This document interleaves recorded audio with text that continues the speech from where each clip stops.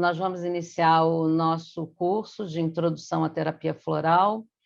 Eu vou falar essa primeira parte, depois a professora Janaíne vai continuar, e nós vamos fazendo assim na parte da tarde também, tá?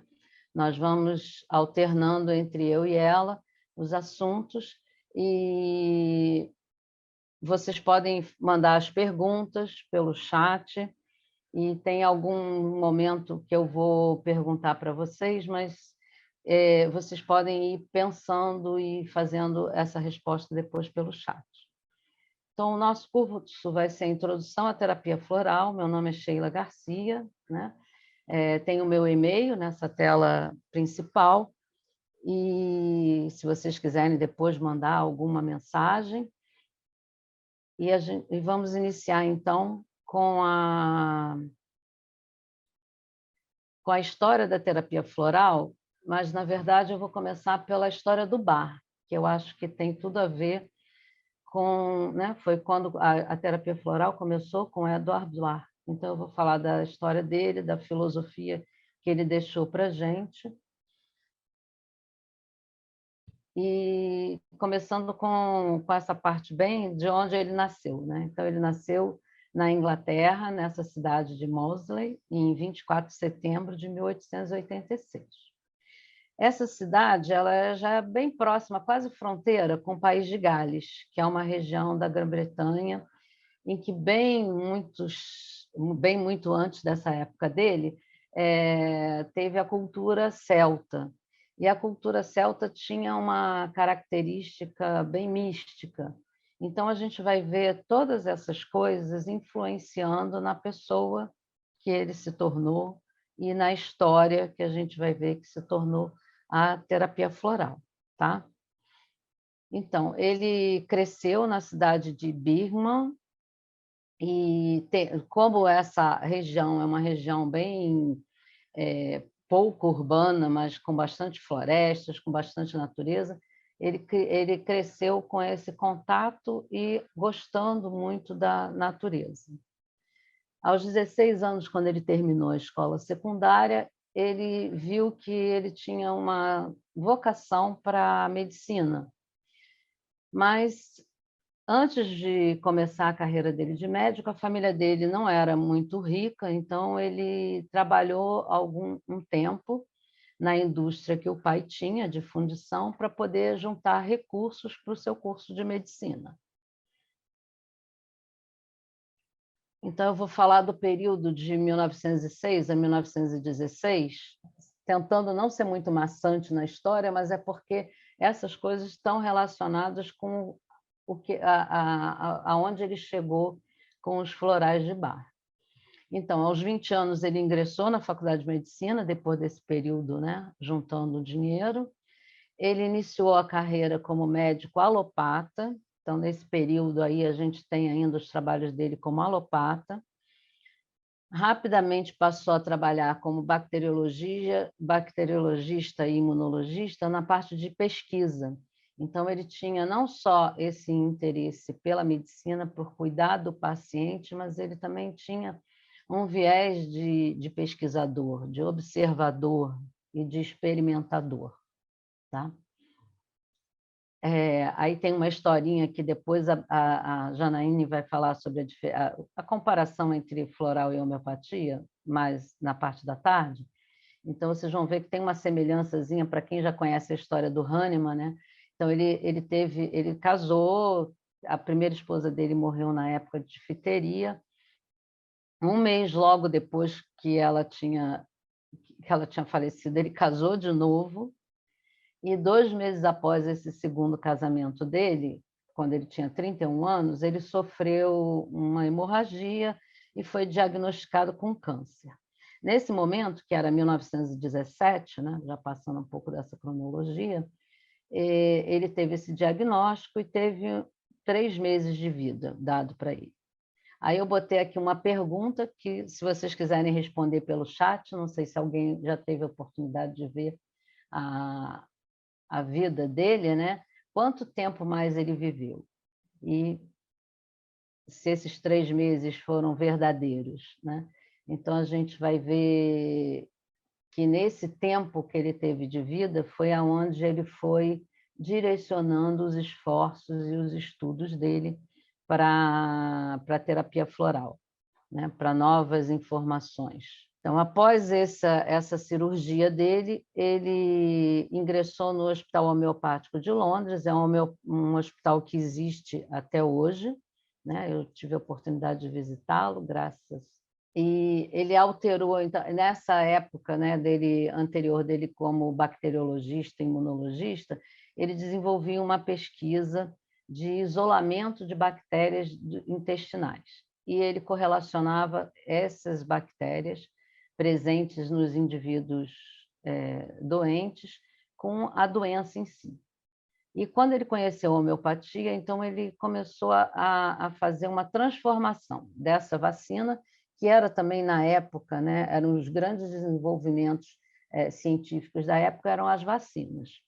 E ele começou a transformar essas vacinas de injetável para administração oral, que teve um nome na homeopatia de nosódios. Então, talvez tenha sido ele o primeiro a trabalhar com os nosódios. E, nesse momento, ele já tinha, né, os conhecimentos do Hahnemann, da homeopatia, ele percebeu algumas características físicas ou mentais dos pacientes que combinavam com determinados nosódios, essas bactérias que tinham sido isoladas de alguns pacientes com determinadas enfermidades. Então, uma das coisas que ele já começa a transformar na cabeça dele, né, na visão dele, é que ele acreditava que o objetivo do médico, ele como médico e outros médicos, deveria ser mais do que a cura, e sim a prevenção da doença, porque depois que o paciente já estava doente, a cura, às vezes, não era imediata, não era 100%. Né? Então, ele viu, pelos conceitos da homeopatia, por outros conceitos que ele já tinha na época, de que era melhor fazer a prevenção da doença. Então, nesse momento, ele deixa o hospital homeopático, ele se separa da segunda esposa e e monta um laboratório, né, um grande laboratório. Esse bairro, Park Crescent, em Londres, era um bairro chique, né, de pessoas com posses na época. Ele começa a receber médicos de outros países e da própria Inglaterra que queriam fazer estágio com ele nessa parte, né, dos nosódios. Nesse laboratório, né, nessa região que ele atendia pessoas de posses, de renda alta, ele tem um grande recurso e ele aplica todo esse recurso que ele recebe das consultas com material e utensílio para continuar a sua pesquisa e para o salário desses médicos que vieram a ser seus assistentes. E aí tem uma característica também, a gente tem várias fofoquinhas na história que eu gosto muito. Então, em um jantar da alta sociedade, que ele não gostava dessas reuniões puramente sociais, ele se isola num canto, né? Que ele não gosta muito de ficar social, ele é meio antissocial nesse ponto, e ele começa a observar as pessoas, o comportamento dos grupos. Então, as pessoas em alta sociedade se reuniam, um grupinho aqui, um grupinho ali, e ele começou a observar como é que as pessoas falavam, se falava alto, se falava baixo. E nessa observação, ele identificou diferentes gestos e comportamentos das pessoas e que algumas apresentavam a mesma maneira, né? E ele classificou isso como famílias e grupos, que a gente vai ver mais tarde, que ele separa também os florais todos nesses grupos que ele identifica nesse momento. Então, tinham os grupos de medo, de irritabilidade, então, pessoas mais irritáveis, pessoas mais indecisas, que se recolhiam, e pessoas indiferentes. E isso ele foi anotando, né, já como uma premissa para o passo posterior dele. Então, ele associou essas observações com a sua ideia de que a doença começava com os problemas emocionais. Então, com essa forma de comportamento de cada uma das pessoas e não no físico. E aí a gente tem um aspecto muito interessante que a gente chama de forma e função da terapia floral, que é essa observação que ele fez nas pessoas, nos indivíduos. Ele começa a fazer a observação, ele continua, né, gostando da natureza, ele continua fazendo os passeios pelos parques, onde tem muitos vegetais, muitas plantas, muitas flores, e ele continua fazendo essa observação do comportamento das plantas na natureza e correlacionando com esse comportamento que ele observa nos indivíduos, né? Então, eu botei esse desenho aqui para a gente observar que você tem a raiz, e ele ele observou isso, a raiz como sendo o elemento terra. Nós temos o caule da planta, que é o elemento água, né, por onde passa a seiva de nutrição do vegetal. As folhas que estão expostas ao sol e que estão em contato com o ar, então seria o elemento ar.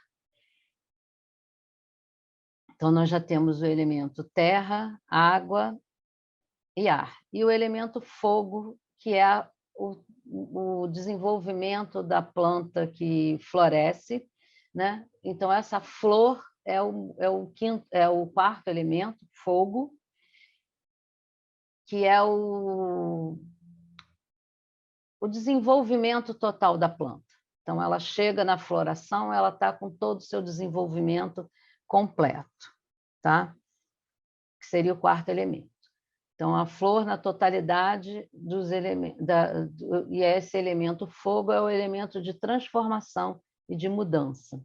E é aí que ele decide usar a flor como só a parte da flor para fazer o seu remédio, né? Porque ele seria o ponto em que acarretaria transformação e mudança no indivíduo.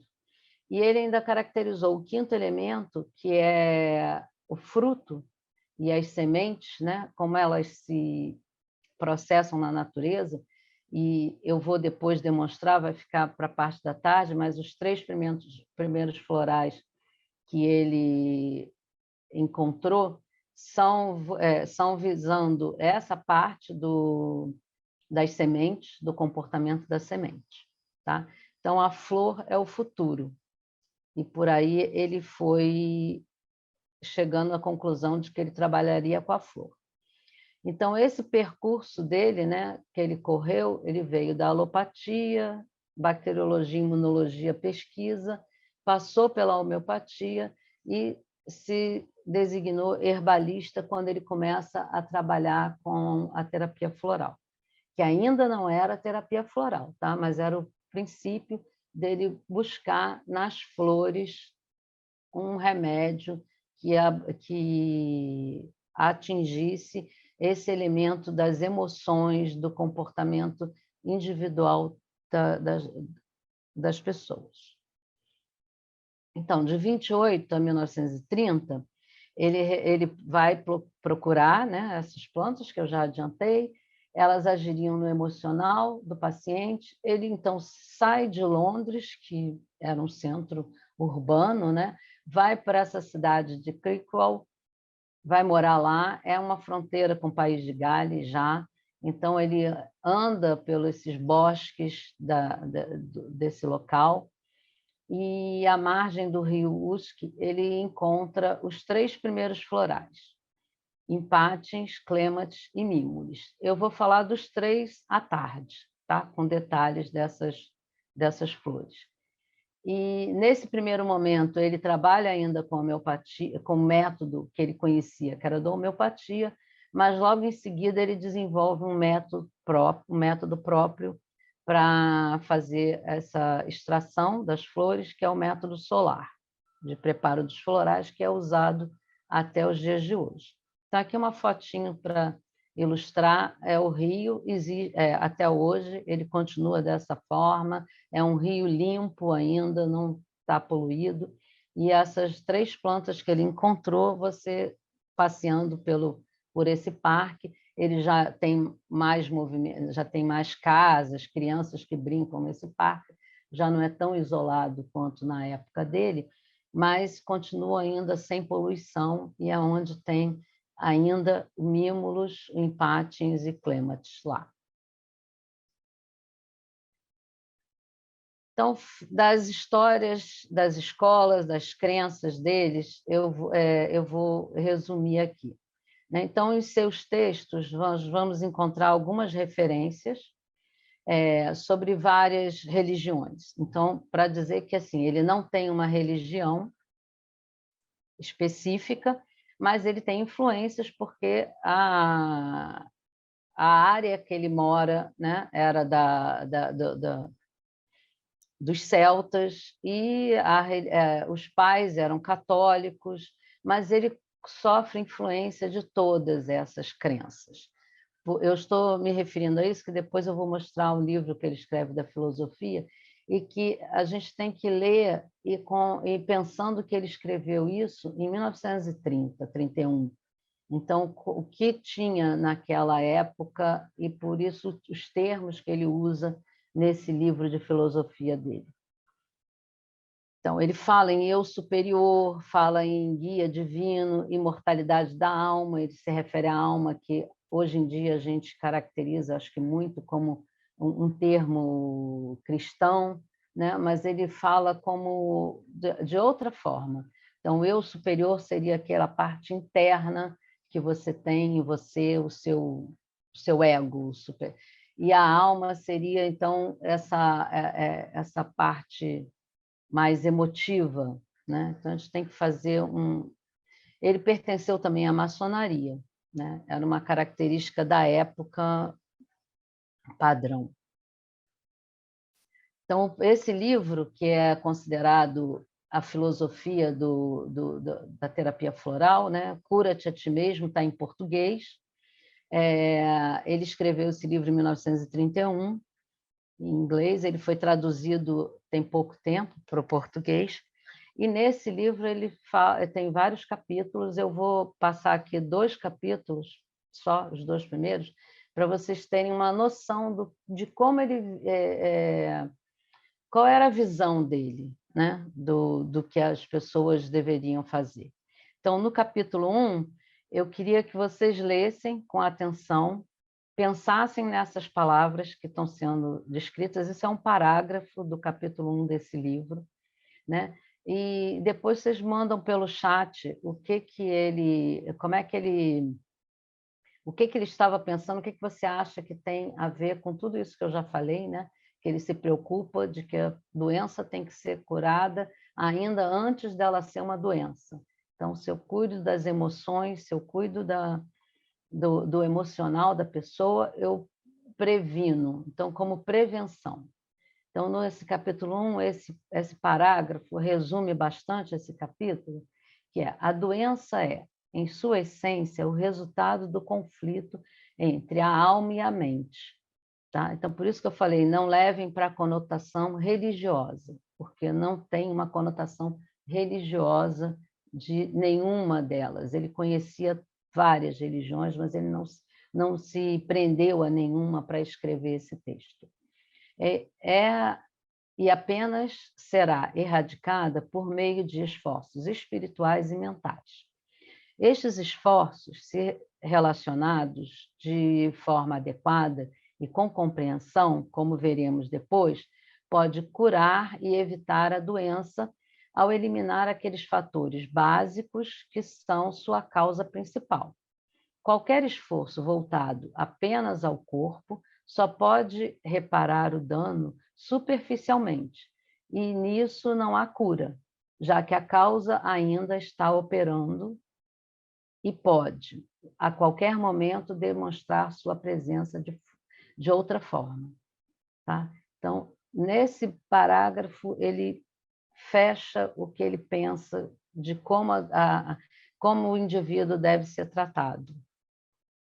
Eu vou dar uma pequena pausinha para olhar aqui o chat, mas eu não vou conseguir acompanhar agora.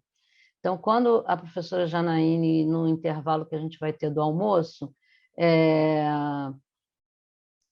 eu vou dar uma olhada melhor no chat e ver o que vocês estão enviando. Tá? Deixa eu passar aqui. O capítulo 2, que eu quero que vocês façam a mesma coisa. Pensa, olha, e o que vocês acham que eles estavam... Escreve com as suas palavras num papelzinho que esteja aí na mão de vocês, o que vocês acham que se refere, né? O que ele está reforçando nesse capítulo, desculpa, o capítulo 3. As doenças principais do homem são falhas como o orgulho, a crueldade, o ódio, o egoísmo, a ignorância, a instabilidade e a ambição. Então, ele diz que essas características da falha humana, né, são pontos assim cruciais para o desenvolvimento da doença. Então, seriam esses aspectos que a gente teria que tomar cuidado, né? A gente teria que cuidar para não chegar a uma doença. E se considerarmos cada uma delas, veremos que são contrárias à unidade. A unidade ao ser em si, ao meu corpo, ao meu eu individual, como ele se referiu também em outra parte. Tá? Então, ele fala dessas falhas que a gente tem que contornar. Então, cada um tem que olhar para dentro de si, detectar qual a sua falha e tentar uma dessas flores que equilibrariam esse nosso desequilíbrio emocional. Então, baseado nisso tudo, ele começa começa com esses 3 e depois ele vai e desenvolve o que ele chama de 12 curadores. Então, os 12 primeiros florais que ele desenvolve. Deu a cada floral uma descrição de virtude e de falha. Então, na parte da tarde, que eu vou mostrar alguns deles, né? A gente não vai poder ver todos, eu vou falar dessa virtude e da falha de cada um desses que eu comentar na parte da tarde. Ele identificou 12 tipos de temperamento, lembra lá naquela reunião da social, que ele fica observando as pessoas, que ele pega e identifica o medo, que ele vai identificando alguns temperamentos. Então, nesse momento, ele pega ele considera 12 principais e ele desenvolve 12 florais, tá? Que expressam características da planta, como eu falei, né? Olhando a raiz, o caule, a folha e a flor. E como a semente também se propaga, que é a semente que vai produzir a próxima flor, a próxima daquela mesma planta. Então, a cada planta utilizada na elaboração do floral mostra em sua aparência, seu habitat e padrão de vida características semelhantes às encontradas na pessoa com aquele tipo de temperamento. E aí, em 1936, é o ano que ele falece. Então, a gente viu lá de 17, que ele foi dado 3 meses, ele viveu exatamente até 1936, quando ele consegue fazer as publicações de alguns livros, deixar... Nora Weeks é uma enfermeira que acompanha ele quando ele quando ele sai de Londres e vai para essa casa em Crickwell. Ele deixa ela como beneficiária, ela acompanha essa pesquisa dele dos florais com detalhes, né? E ele falece em 27 de novembro de 36. Aqui tem a fotinho da casa dele, que é Monte Vernon. Hoje em dia é o museu, Bar Center. Nesse quintal, né, nessa foto que vocês estão vendo à esquerda, tem essa árvore maior, é a aspen, que é um dos florais dele. E no quintal da casa, que não é muito grande, mas tem vários, quase todos os florais que ele trabalhou em pequena proporção, né? Essa outra fotinho foi do grupo que eu fui, tive a grande oportunidade de conhecer, então, E são 2 biólogos que estão na frente, eu não sei se eu consigo apontar aqui, tá. Essa e esse rapaz aqui, eles são, se não me engano, irmãos, eles são biólogos e eles é que cuidam dessa parte das plantas, de colher a planta para preparar a essência mãe, para os florais que a gente vai ver mais para frente. Então, desses florais que são manipulados. Então, o legado dele, né? Como é que ficou esse legado dele?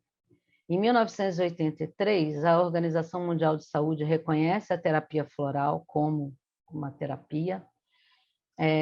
2 produtores de florais de Bar na Inglaterra, que eu tenho assim dados mais fixos, que é a Healing Herbs, que foi quando eu fui fazer essa visita, que foi criada em 1989, e ali onde é o Bar Center, né, a Nelsons, que é uma companhia de homeopatia, ela comprou os direitos do Bar Center e sua exclusividade em 93. Então, esses biólogos, inclusive, trabalham indiretamente para Nelsons, né? Ele trabalha ali no Bar Center, mas preparando essas essências mães, essa essência mãe para Nelson. Então, de 97 a 2000, teve um evento assim, jurídico, né? Que foi a solicitação de revogação do nome Bar como marca registrada, porque a Nelsons, quando compra o Bar Center, ela quer comprar também a exclusividade do nome Bar. Então, só ela poderia usar isso. Eu não poderia falar os florais de Bar se não fossem da Nelsons. Então, por isso que teve essa briga judicial. Mas em 2000 isso acaba e o bar não é uma marca registrada. Eu posso usar o nome do bar, eu posso usar os florais de bar sem estar me referindo especificamente à empresa. A farmacopeia homeopática britânica, se não me engano, foi de 98, também adiciona monografias dos remédios florais de Bar. Tá? Então, eu encerrei essa minha parte, tá? A Janeine vai dar continuidade falando dos fundamentos da terapia floral. Espera aí, deixa eu voltar aqui. Tá, fundamentos, processo, saúde e doença, diferenças fundamentais. Então, eu vou parar de compartilhar a minha tela para a Janaína entrar com a parte dela até meio-dia, e aí nós teremos um intervalo do almoço. Olá, pessoal. Me digam se está aparecendo direitinho. Tá. Está aparecendo a tela? Grande? Não sei se você me ouve. Você está me ouvindo? Não, né? Estou te ouvindo. Então, tá tudo certinho. Tá tudo certinho. Tem que ficar lá naquela setinha. Deixa eu fechar meu microfone e minha... Então, pessoal, bom dia. Meu nome é Janaíne. Vamos dar continuidade, então, ao nosso curso de Introdução à Terapia Floral. Eu sou farmacêutica também, que nem a Sheila, e sou também farmacêutica homeopata e terapeuta floral. Então, como a Sheila falou, né, vou falar aí sobre como que os florais funcionam. Então, eu vou dar uma ideia, né, porque esse é um assunto bem longo, inclusive eu dou um curso que é 180 horas, então imagina o desafio da gente resumir esse assunto em tão pouco tempo. Mas a gente quer dar uma pincelada para que vocês saiam daqui querendo, assim, pelo menos despertar curiosidade de vocês experimentarem que seja terapia floral, tomar um floralzinho. Depois eu quero também que o pessoal escreva aí no chat quem é que já tomou florais, que está nos assistindo. E o que sentiu, se funcionou para aquilo que desejava o objetivo do floral, tá? Então, como a Sheila falou, o Dr. Bach desenvolveu um método solar, né, que consiste mais ou menos nessa figura aí que eu coloquei, que é colocar as flores mais bonitas de uma planta, cobrindo toda a superfície de uma água mineral pura, que ele pegou na época quando ele fez lá da fonte, que tinha perto da casa dele. num vidro higienizado, transparente, colocado ao sol. E quando as flores ficassem murchas, ou no mínimo umas 2 horas de sol, e deixava perto da planta original onde nasceram aquelas flores, que é o lugar onde tem mais energia daquela flor, e essa informação vibracional que esta flor contém nela, né, que tem a ver com isso que a Sheila falou, do formato da flor, da simbologia, da assinatura da flor, essa informação passa para essas moléculas de água através de ressonância, que é, botei essa figurinha, que é quando a gente, essa figurinha, essa foto, que é quando a gente joga uma pedrinha na água e faz as ondas, né? Isso são as ondas eletromagnéticas, que todos os materiais têm uma impressão digital específica, que é o seu comprimento de onda específico, como cada átomo, né, na tabela periódica, são vários comprimentos de onda, várias energias eletromagnéticas que compõem cada tipo de material, né? Einstein já dizia que matéria é energia em diferentes estados de condensação. Então, assim como a gente, os nossos órgãos, como os átomos, as substâncias, as flores, as plantas também têm a sua assinatura energética. Quando a gente submete ela a esse processo, ela passa essa informação para a água, né, que a proposta, esse artigo aqui do Bellavitch, que até eu consegui através da professora Carla Landino, ele faz uma proposta de explicação para a memória da água, que nas homeopatias acima de CH12, a gente observa que ela faz um efeito, mas que não tem substância química ali. Então, era uma proposta desses pesquisadores que esta água ela se aglomera a partir da informação que ela recebe em clusters, através de pontes de hidrogênio, de moléculas de água, formando estruturas específicas dependendo da informação que ela contém.